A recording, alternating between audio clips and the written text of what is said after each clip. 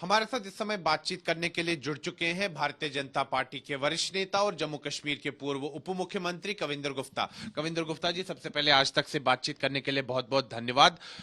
कल यहां पर जम्मू कश्मीर में हमने देखा कि किस प्रकार से जो आपकी पार्टी के राष्ट्रीय महासचिव है संगठन के बीएल संतोष, वो यहां आए और उन्होंने जम्मू में जो भारतीय जनता पार्टी की जो कोर ग्रुप है आप लोगों का यहाँ पर जम्मू कश्मीर में, उसकी बैठक की अध्यक्षता की।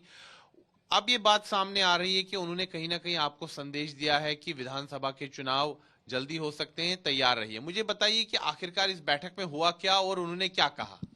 देखिए, इस प्रकार की बैठकें पार्टी के आंतरिक मामलों को लेकर के होती है। जहां तक इलेक्शन का सवाल है, आप ये जानते हैं कि डिलिमिटेशन कमीशन अपना काम पूरा कर चुका है। उसके बाद जो इलेक्टोरल वगैरह भी छापे जा चुके हैं और पब्लिसाइज कर दिए गए हैं। तो आने वाले समय में इलेक्शन, भारतीय जनता पार्टी का कार्यकर्ता पहले से ही बूथ स्तर पर काम कर रहा है। और जब भी इलेक्शन होंगे, क्योंकि 2023 का जो साल है, ये मानना चाहिए, इसमें पंचायती इलेक्शन भी होने वाले हैं, इसमें लोकल बॉडीज़ के इलेक्शन भी होने वाले हैं, ये अपने असेंबली इलेक्शन भी ड्यू है। और इसके बावजूद हमारे आने वाले 2024 की तैयारी भी चल रही है। हम पहले से ही इस जॉब पर हैं।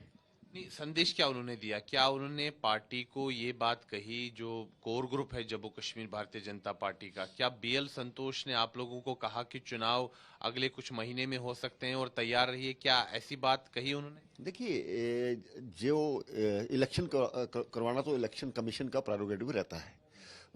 तैयार रहने के लिए जरूर कार्यकर्ता को कहा जाता है, तो मुझे लगता है कि उसके लिए तैयारी भी पहले से शुरू कर दी गई है। और संगठनात्मक विषयों पर हम जल्द अपनी तैयारी करें, इस पर उन्होंने हमें आदेश दिया है। मतलब उन्होंने कहा है आपको कि आप चुनाव के लिए तैयार रहिए, चुनाव कभी भी हो सकते हैं। बिल्कुल, चुनाव कभी भी हो सकते हैं और हम उसके लिए तैयार हैं। मतलब क्या ये समझे कि इस साल के मतलब अभी चूंकि जनवरी का महीना है और एक दो महीने बाद चुनाव हो जाएंगे।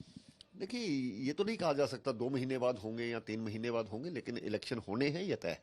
अच्छा, तो उसको लेकर जो पार्टी की तैयारियां हैं, तो एक तरह से ब्रीफिंग दी उन्होंने कि आप लोगों को क्या क्या तैयारियां करनी। देखिए, हमें होमवर्क दिया है। हम उस जो कार्य को अपने अपने जिला में जहाँ जहाँ हम इंचार्ज हैं, वहाँ पर उसको लागू तो करेंगे। कोई समय सीमा दी है कि जो आपको कार्य दिया गया है कब तक पूरा करना है?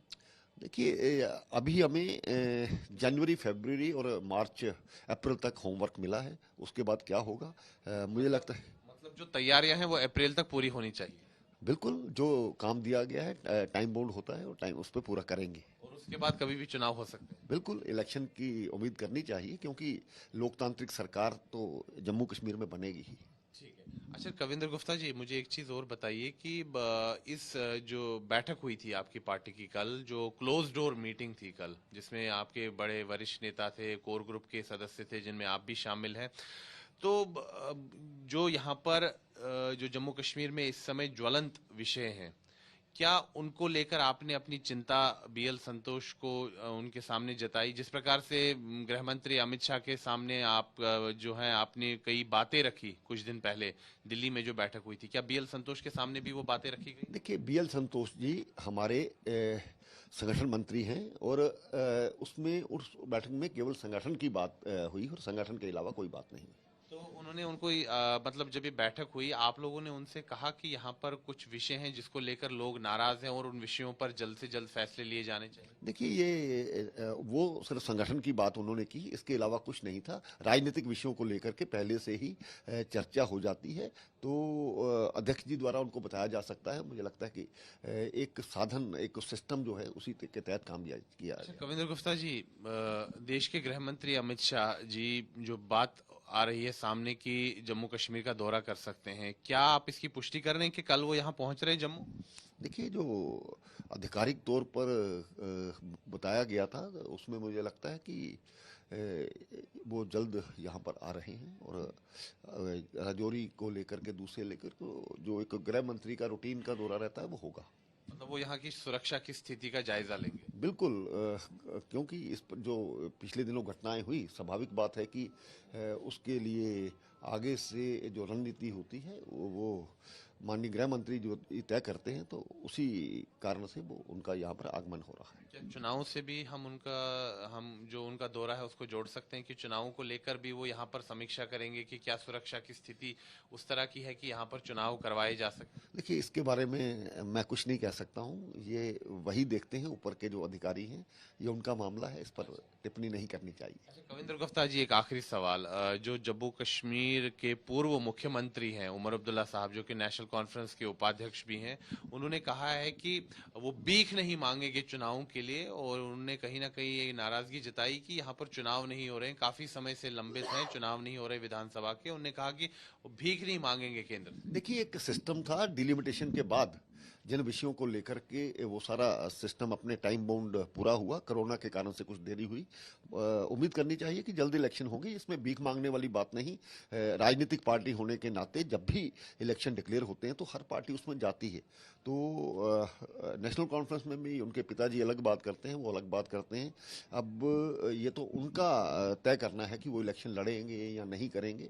तो मुझे लगता है कि प्रोसेस पूरा होने के बाद इस सिस्टम को दोहराया जाएगा। बातचीत करने के लिए बहुत बहुत धन्यवाद। शुक्रिया। तो ये थे भारतीय जनता पार्टी के वरिष्ठ नेता और जम्मू कश्मीर के पूर्व उप मुख्यमंत्री कविंद्र गुप्ता, और साफ तौर पर इन्होंने कहा कि कल जो एक अहम बैठक यहां जम्मू में हुई थी भारतीय जनता पार्टी के कोर ग्रुप की, जिसकी अध्यक्षता बीजेपी के राष्ट्रीय महासचिव संगठन बीएल संतोष ने की थी, और कहीं ना कहीं जो अब बात सामने आ रही है कि उन्होंने पार्टी के नेताओं को, कार्यकर्ताओं को ये संदेश दिया है कि चुनावों की तैयारी में लग जाएं। और जैसा कि कविंद्र गुप्ता ने भी कहा अभी हमसे बातचीत में कि उनको एक कार्य दिया गया है और उसकी समय सीमा दी गई है कि मार्च अप्रैल तक वो तैयारियां पूरी की जानी चाहिए, यानी कि उसके बाद कभी भी चुनाव हो सकते हैं। वीडियो जर्नलिस्ट नीरज कुमार के साथ मैं सुनील भट्ट, जम्मू आज तक।